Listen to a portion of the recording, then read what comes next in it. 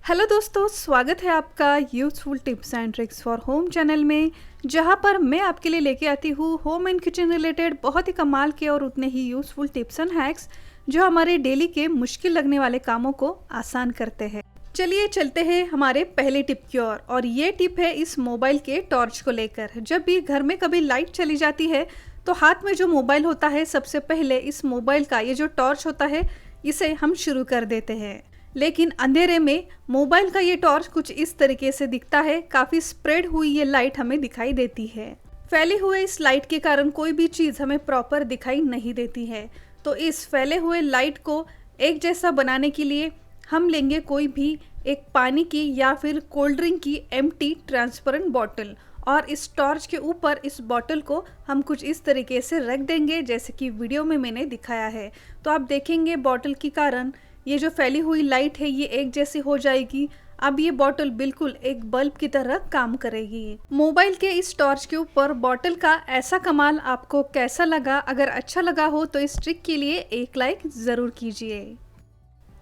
काफ़ी सारे beauty product की तरह हम सबके पास काफ़ी अच्छे अच्छे परफ्यूम्स होते ही हैं। कुछ दिनों के इस्तेमाल ना करने से कई बार ये महंगे परफ्यूम भी एक्सपायर हो जाते हैं और इन परफ्यूम एक्सपायर होने के बाद इसे फेंकने का भी बिल्कुल मन नहीं करता, क्योंकि काफ़ी सारा पैसा हमने इसमें खर्च किया होता है। तो ऐसे एक्सपायर परफ्यूम आप बिल्कुल भी फेंकिएगा नहीं। इसका इस्तेमाल आप एज अ रूम फ्रेशनर भी कर सकते हो। इसी के साथ साथ परफ्यूम की तरह हमारे पास कई सारे इसेंशियल ऑयल यानी कि सेंटेड ऑयल्स होते हैं जिनकी अपनी बहुत ही बढ़िया खुशबू होती है।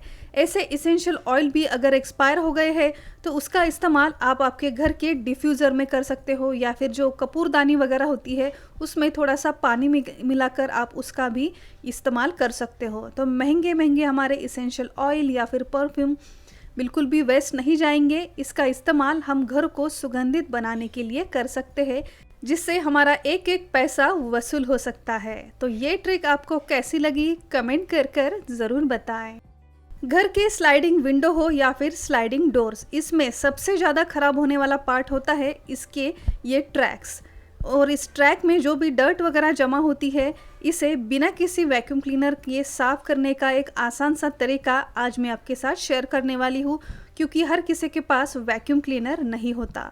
तो बिना किसी वैक्यूम क्लीनर के सिर्फ इस एक बढ़िया से ब्रश की हेल्प से आज हम इस विंडो की ट्रैक को क्लीन करेंगे। तो इस कॉम्बो सेट में एक स्पंज और एक छोटा सा ब्रश हमें मिलता है एक डस्टिंग पैन के साथ। इसे मैंने अमेज़ॉन से ही ऑर्डर किया था, जिसे पर्सनली मैं इस विंडो ट्रैक को क्लीन करने के लिए यूज़ करती हूँ और इसका रिज़ल्ट मुझे बहुत ही बढ़िया मिलता है। तो मेरा ये पर्सनल रिव्यू मैं आज आपके साथ शेयर कर रही हूँ, ये बिल्कुल भी स्पॉन्सर्ड वीडियो नहीं है।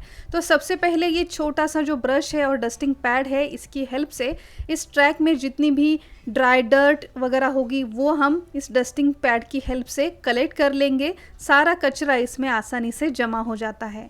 अब इसके बाद जो भी बचा हुआ इसमें डर्ट है इसे क्लीन करने के लिए इसी ब्रश के साथ हमें जो स्पंज मिला है उसे हम हल्का सा गीला कर लेंगे। ज़्यादा पानी ड्रेन हो इतना गीला नहीं करना है। हल्का सा गीला करने के बाद अब इस ट्रैक को हम इस स्पंज की हेल्प से क्लीन करेंगे। सिर्फ कुछ ही सेकेंड्स में आप देखेंगे इस ट्रैक में जो भी चिपचिपी धूल है, डर्ट है, दाग वगैरह गिरे थे, ये इस स्पंज के कारण आसानी से बिना मेहनत साफ होते जाएंगे। तो देखा आपने, सिर्फ इस स्पंज और इस ब्रश की हेल्प से हमने इस ट्रैक को कितनी बढ़िया तरीके से चमका दिया है, वो भी बिना किसी वैक्यूम क्लीनर के। तो सिर्फ विंडो की ट्रैक ही नहीं, हमारे घर के जो दरवाजे होते हैं उसके ऊपर जो ग्रिल लगी होती है, इस ग्रिल को अंदर बाहर से सभी साइड से अच्छी तरीके से साफ़ ये स्पंज कर देता है। ऐसे ही हमारे फ़र्श के ऊपर जो भी कॉर्नर्स होते हैं, फ़र्श के ऊपर हम जो कॉर्नर लगा देते हैं उसमें भी काफ़ी चिपचिपी धूल जमा होती है। इस धूल को भी साफ़ करने के लिए या फिर वॉशिंग मशीन में जो गैस्केट होता है, हमारे फ्रीज़र में जो गैस्केट लगा होता है, उस रबड़ को भी साफ़ करने के लिए आप इस ब्रश और इस बढ़िया से स्पंज का इस्तेमाल कर सकते हो, जिससे इस क्लीनिंग का काम हमारा बहुत ही आसान हो जाता है।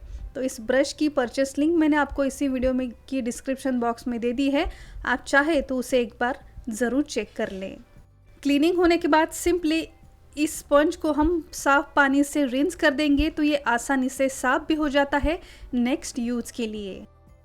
हमारे फ्रिज में जो भी कंपार्टमेंट्स होते हैं जिसके ऊपर ग्लास पैनल्स लगे होते हैं, तो फ्रिज में कई सारी चीज़ें गिरने के बाद इस ग्लास पैनल को ख़राब ना कर दे, इसके लिए हमेशा कुछ इस तरीके के प्लास्टिक के लाइनर्स हम इसके ऊपर बिछा देते हैं, जिससे फूड गिरने के बाद इस लाइनर्स पर ही गिरते हैं, हमारा फ्रिज ज़्यादा ख़राब नहीं होता। कई सारे लोग इसमें डार्क रंग के शीट्स बिछा देते हैं, जिससे इस फ्रिज में काफ़ी अंधेरा सा होने लगता है। डार्क शीट के कारण इसके नीचे रखे हुए जो भी चीज़ें हैं ये हमें प्रॉपर दिखाई नहीं देती। ये चीज़ें ऐसे ही कुछ दिन रहने के बाद ये ख़राब हो जाती है, वेस्ट चली जाती है। तो इसके लिए कभी भी हमारे फ्रीज़र में डार्क रंग के शीट्स कभी ना बिछाएं। एक तो आप ट्रांसपेरेंट या फिर सफ़ेद रंग के जितने भी लाइनर्स होते हैं उसे आप फ्रिज में बिछाकर अगर रख दोगे तो आप देखोगे कि आपके फ्रिज में कभी भी ज़्यादा अंधेरा नहीं दिखेगा। फ्रिज हमेशा ऑर्गेनाइज और फ्रेश बना रहेगा। इस फोटो में आप खुद इसका डिफरेंस नोटिस कर सकते हो। डार्क शीट के कारण फ्रिज में कितना अंधेरा दिख रहा है और जिससे फ्रिज बिल्कुल भी फ्रेश नहीं दिखता। तो कोशिश करें कि फ्रिज में हमेशा ट्रांसपेरेंट या सफ़ेद रंग के लाइनर ही बिछा कर रख दें। हमारी अगली टिप है इन चश्मों को लेकर। जो भी लोग चश्मा पहनते हैं उन्हें एक्सपीरियंस तो आता ही होगा कि चश्मा पहनने के बाद कुछ ही दिनों में चश्मे की जो ग्लास होती है ये थोड़ी पुरानी सी होने लगती है। चश्मा ये थोड़ा सा फॉगी सा लगने लगता है। इसके लिए हम काफ़ी महंगे क्लीनर तो यूज़ करते ही है, लेकिन हर वक्त हमारे पास ये क्लीनर हो ऐसा नहीं। इसके लिए हफ्ते में एक बार इन चश्मों को क्लीन करने के लिए आप करें एक बहुत ही बढ़िया ट्रिक। जितने भी घर में चश्मे हैं उसे आप एक ही बार में रखें फ्रीज़र में रखने के बाद नॉर्मल टेम्परेचर आप फ्रीज़र का रखें और कम से कम 2 से 3 मिनट के लिए इस फ्रीज़र सेक्शन में आप इन चश्मों को रख दें। 3 मिनट के बाद आप इसे निकालोगे तो ये थोड़ा सा कुछ इस तरीके से फॉगी हुआ आपको दिखेगा। इसके बाद जो भी चश्मा क्लीन करने का सॉफ्ट कपड़ा होता है उससे अब आप इन चश्मों के ग्लास को क्लीन कर दें। तो आप देखेंगे बिना किसी लिक्विड के सिर्फ फ्रीज़र में रखने से अब ये चश्मा कितना अच्छी तरीके से साफ़ होता जाएगा।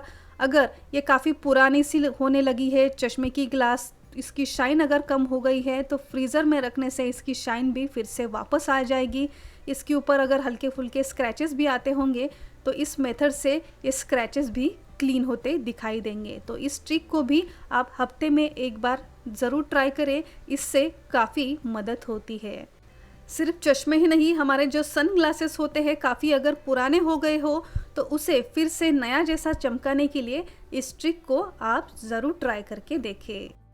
सो फ्रेंड्स, आई होप कि आज के इस वीडियो में दिखाए गए ये सारे छोटे मोटे टिप्स एंड हैक्स आपके लिए भी ज़रूर यूज़फुल रहे होंगे और मेरी ये मेहनत अगर आप तक पहुंची होगी तो वीडियो को एक लाइक ज़रूर कीजिए। इसमें से कौन सी ट्रिक आपके लिए नई और यूज़फुल रही हमें कमेंट कर ज़रूर बताएं।